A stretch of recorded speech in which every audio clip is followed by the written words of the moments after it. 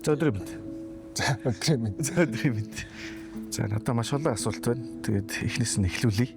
За про тоглогч болохын тулд юуг хэрхэн яаж эзэмших хэрэгтэй вэ? Ер нь одоо basic мэдлгүүч гэдэг юм уу те. Одоо тиймэрхүү зүйлсээс гадна шинэ тоглогчдод хамгийн чухал зөвлөгөөч юу вэ?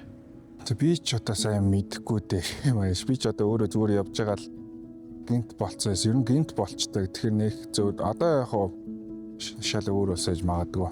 Тэгэхээр ер нь зөвлөгөө гэвэл тэгэл сахилга бат сайтай. Бэлтгэлээ сайн идэг, өөрийгөө хуурдаггүй. Тийм байвал ер нь хамгийн сайн мэдээж. За өөр юм хэвэл одоо юу гэх юм бэ? Тэгэл нэг мэдхэд болчтой юм даа. Ялгараал гарч ирнэ. Тэгэл одоо энэ тоглогч нар бас их ээло хөөж ин л дээ ер нь. Тэг энэ ээло ер нь хэр чухал байгаад байна. Ер нь одоо жишээ нь хэрвээ чи багийн эзэн ч юм уу байх юм бол ер нь тоглогч нарыг яаж хайдгүй, хаанаас ер нь тоглогч нарыг хайж, тэрэн дээр тоглогч нар юуг ер нь ихэнхдээ алддаг вэ? Одоо жишээ нь би нэг баг үүсгэлээ гэж бодоход тоглогч хайхаар болдог. Тэгээд тоглогч нар одоо демон дээр амар халдаа гаргадаг шүү дээ. Зүгээр одоо энгийн багч гисэн тэрэн дээрээ хийж байгаа үйлдэлүүд нь жоохон тийм яг хараад жоохон үнэлэгдэхгүй үйлдэлүүд их хийдэг харагддаг. Тийм учраас тэрэн дээр одоо засаж хэлэхэд яалчгүй л одоо хэнийг ч мэдэхгүй хоёр хүүхдээ л нэг нь 3000 айлаатай, нэг нь 2000 айлаатай байлгүй мэдээж 3000 таг лаав л да. Гэхдээ ээлээ бол яг тийм шууд яг тэгж харах юм бол биш. Тэгээ одоо угаасаа ер нь фэнси даймаг чанаргүй болсон байлээ дээ. Монголоор 4-10 левелтэй тэгээд хамт тоглол болохоор ер нь амар муу л. Тэгэхээр ээлээ бол хамаагүй. Тэгэл хүмүүсийн ам дам яра тэдний сонсол тэнд гай хүүхдээ л. Маах чагтамаа сая сонгон шалгуулалт хийж авсан шүү дээ. Тэгээд тэнд дундаа сонсоход ер нь ээлээ бол нэг хамаагүй. Тэгэл хаан сайн хүүхдээ байна. Тэгэл ам дамжсан яриа мараа тиймэрхүү тэгэл ирж шалгуулж малгуулаад. За тэмцээний дундуур стратеги огцон өөрчлөгдөх, ер нь тактикийн өөрчлөлт гаргах мөчид ер нь яаж бодож яаж шийддэг вэ? Фриз таймын 15 секундыг ер нь яг чухал мөчид те финал дээр ч юм уу чухал багтаа тоглож байгаа үедээ ер нь ямархуу шийдэл гаргадаг вэ? Яг фриз таймын 15 секунд л ер нь хангалттай байд юм. Ер нь том шийдвэр гаргах гэх те. Одоо жишээлбэл юу гэдэг юм бэлтгэл дээр хийж байгаагүй нэг юм хийчвэл би раунд аавна гэдгийг мэдээд байгаа ч гэсэн тэрийг 15 секунд нөгөөд ойлгуулна гэж хэцүү. Тийм болохоор бас нэг тэгж амар өөрчлөлт хийхгүй. Хөвчлэн ер нь тайм аут дуудсан үед л хийдэг. Тэр минут хаантай байгаа юм чи. Тийм үед хийдэг. Тэгээд ер нь айлгаа ер нь харж байгаа л за айл чинь тэгээд энэ ер нь хэдүүлээ тоглолтоо өөрчлөхгүй болохгүй мэн гэж ярилцаал. Тиймэрхүү байдалтай хийдэг шүү дээ. Одоо ер нь нэршсэн хэдэн раундын төрлүүд байдаг. Ер нь одоо раундад стратеги тактикийн үед ер нь нэршил өгчдөг эсвэл за тэрийгээ чигээд нэг нэрлсэн тийм сонирхолтой раундын нэр байгаа ер нь. Маад ер нь зөндөө гоо. Тэгэл хаана бэлдснээс бас хэлчтэй. Нүрүмийн фош мош гэж хэлчин хай болонгууд мара заараа гэдэг нэр орно. Тэгэл ер нь суглаа, гиндүүлэлт. Ер нь элийн нэр нь зөндөө байгаа бас. Тэр зүрх суглах байна. Бас их сонирхолтой нэрнүүд байсан тэр харахад. За дараагийнх нь.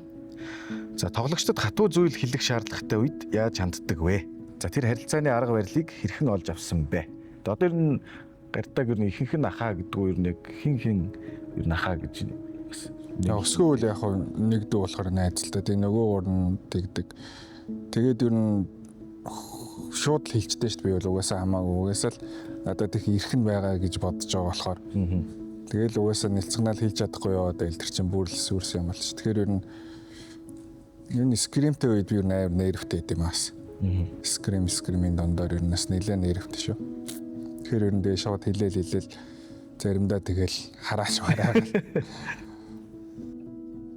Тэгтээ мэрэгжлийн одоо яг тэмцээн дээр бол тэгтээ айлуулах баг хэвчээс тох тий. Тэгээд тэрийг нэг арай хянах гэж үзэн дээ. Хаяа энэгдэхгүй тохиолдол байна ас. Скрим дээр бэлтгэл дээр 10 хэлчихэд тэр алдаагаа дахиад гарах үе байна л да. Тэр үед нь бас ориглол хийчих. Багийн Жензи тамирчид Ахмад үеийнхэнтэй хамтарч ажиллах ер нь одоо ямар байдаг вэ? Үе хоорондын ялгааг яаж зохицуулдаг вэ? Одоо жишээ нь чи Марахтай хамт ажиллах ч юм уу, за мөн бусад гуравтайгаа ч юм уу. Марах ч дундаа орцсон байдаг болохоор энэ гайг байт юм дөө. Харьцаад бол амар. Тэгээд бас хөөрхөн тоглоом дагаад болохоор хөөрхөн бас. Тэгээд нөгөө гуравтай гэвэл тэгээл бас нэгч амар олон насны зэрэг болохоор ер нь сонирхол бас гайгүй. Тэгтээ бас энэ гуравч бас нийлээд нэг практикаа бас Монголд ирж мэрэхээр надтай уулзах. Хоорондоо л уулзаа яваад. Нэг тиймэрхүү л байдалтай байдаг шүү дээ. Гэхдээ ер нь бол марах босс үстэй те ер нь. Тийм шүү дээ. Тэгэл хин яах ихийг тэгэл ярилцж байгаа л. Ер нь тэгээ их шийдвэр битээр ярилцаал араа албатайгаа ярилцаал. Тэгэл ерөнхийн нэг шийдвэр гарсны дараа хальт нөгөөдөөс ингэж байгаа шүү. Ер нь ямар байна гэсэн яриаг нь аваал. Тиймэрхүү л гэдэг. Чухал тэмцээний өмнө сэтгэл зүйн хувьд хэрхэн бэлддэг вэ? Ямар нэгэн дадал байдгүй? Үт туусанд орох ч юм уу? Эсвэл өмнө гүүх ч юм уу? Ер нь яг тоглолтын өмнө хийдэг дадал зуршлыг вэ? Ер нь л аль болох тэр тоглолтоо бодохгүй байх гэж боддоо шүү дээ. Яг бэлтгэлээ их үедээ хийгээл нөгөө багтаа судалгаа үедээ судлаад сая хитрхи их яаж болохгүй мэлээ тэрийг аягуус ойлгос. Хитрхи их ач холбогдлоос өгж болохгүй мэлээ. Тэг тусамж хүн чинь нөгөө улам паниктаад зүгээр үсрээ шийддэг смокийг үсрэхгүй шийдэж мэдж алдах тиймэрхүү тохиолдол зөндөө байгаа л та. Тэгэхээр ер нь л аль болох нэг тоохгүй байж байгаа л мангарын дотор ууж өгдөг л нэг тиймэрхүү л байж байгаа л нэг тоглохыг хичээд нэг. Тэгтээ ялцгүй тэр энэ бодогдно л доо.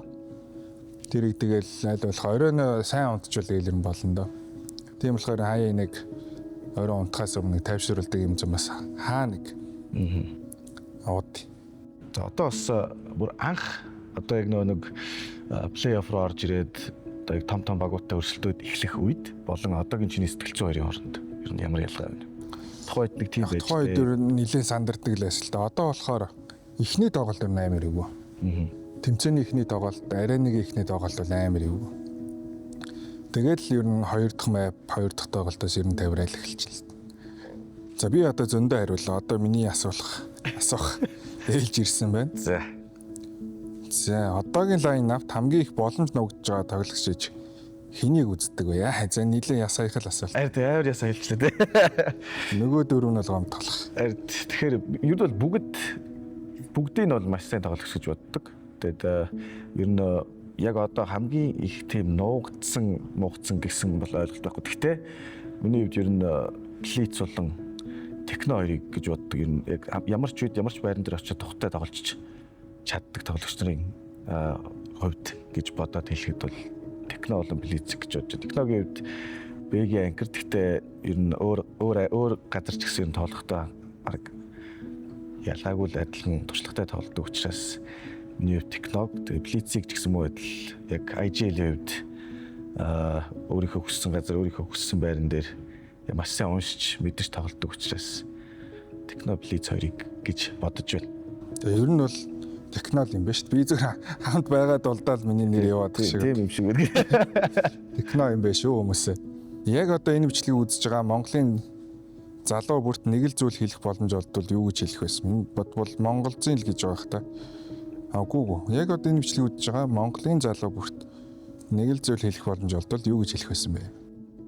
Тууштай байвал юунд ч хүрж болдгийн жишээг одоо харуулсан. Тэгээд бас битгий шантраарай.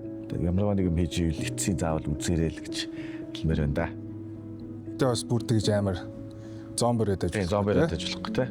Тэгээ цагийн ууртай, бэлтгэлийн юутай, тэгээ хичээл намаас давхар хийгээл энэ баян Б плантай л байх хэрэгтэй. Тийм л энэ да.